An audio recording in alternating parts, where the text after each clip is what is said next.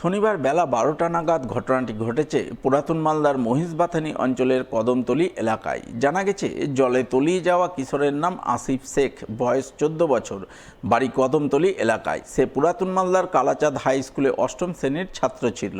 শনিবার স্কুল বন্ধ থাকায় আসিফ বন্ধুদের সঙ্গে গ্রামের পাশে মহানন্দা নদীতে স্নান করতে যায়। কিন্তু স্নান করার সময় সে বন্ধুদের সঙ্গে গাছ থেকে নদীতে ঝাঁপিয়ে পড়ে আর উঠতে পারেনি।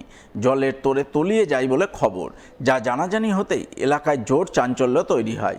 সঙ্গে সঙ্গে স্থানীয়রা নদীতে নেমে খোঁজাখুঁজি শুরু করেন। সেই সঙ্গে পুলিশ ও বিপর্যয় মোকাবিলা বাহিনীকে খবর দেন। খবর পাওয়ার কিছুক্ষণ পরেই পুলিশ এবং বিপর্যয় মোকাবিলা বাহিনী ঘটনাস্থলে পৌঁছায় এবং উদ্ধার কার্য শুরু করে বলে জানা গেছে। স্থানীয় লোক নিয়ে সব খোঁজাখুঁজি করেছি, আচ্ছা, পাওয়া যাচ্ছে না। পুলিশ প্রশাসন এসেছে। আমি চাই যে আমার বাচ্চাটা যেন আমি পাই।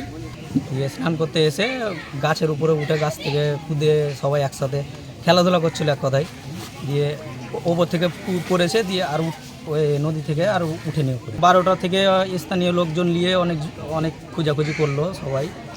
আমরা খোঁজাখুঁজি করেছি, হয়তো খুঁজে পাইনি কেউ।